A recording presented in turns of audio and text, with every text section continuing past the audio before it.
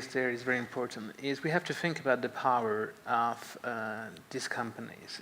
If you think that Apple might become the first $1 trillion company, think that Facebook has about 2.3 billion users. Instagram just reached 1 billion users.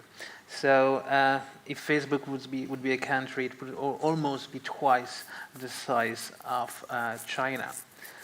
Think about these numbers, and think about, we're not talking about an oil company, we're talking about companies that are developing devices that are directly interacting with us.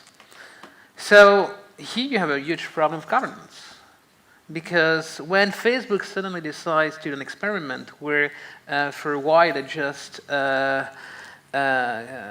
provide good news to a certain group and negative news to another group, and they look at the differences of how the user's behavior change.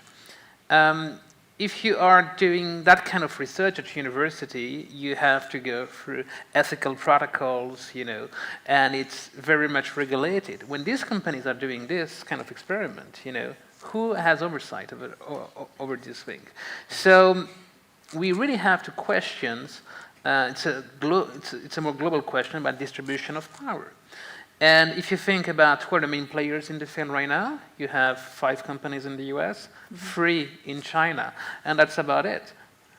Europe is not on the map, India is not on the map, we're not talking about Africa.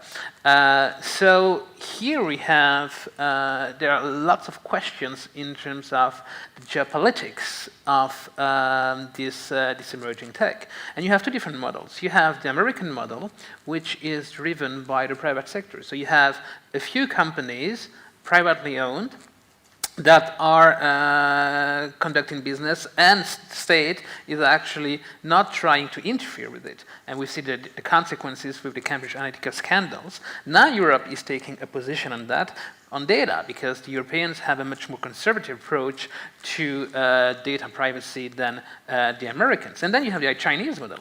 The Chinese model is private companies that are basically supported by state, Baidu, Alibaba, or Tencent. They are basically, they have to obey what the government is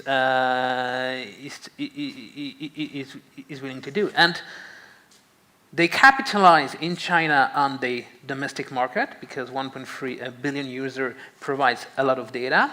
But what we see now is that they have developed a model that they're starting to export. And we're discussing at breakfast this idea of a social score system. In China in 2005, they introduced a system where individuals are being assigned a social score originally based on the kind of behavior you had on the internet, what kind of products you were buying. Then they took a few cities, made some tests, and the 1st of May of this year, they expanded that to the entire country. Meaning now that last year, for instance, you had 20 million Chinese who were trying to book train tickets or flight tickets online, and when they were about to click on buy, they got a message that they could not buy this ticket because the social score was too low. The social score originally was about your transactions on internet. With improvement of technology, it has gone beyond that. Now you have CCTVs pretty much everywhere in China. Your behavior outside is being monitored. So if you jaywalk, face recognition algorithm will recognize you and then assign you a bad score. But it's not only that. It's not only your own behavior. It's the behavior of your friends. So your social network will impact on your social score. So basically, the Chinese have managed to create the perfect system of surveillance. They have managed to gamify obedience. And the Chinese now are starting to export this system. Zimbabwe is currently dealing with China, but other states in Asia. So the point I'm making here is that we have tremendous technological developments that are empowering authoritarian states, And these states are using that to increase the control over the population. And in the West, we have this philosophy of free market, where you have individual companies that are basically calling the shots.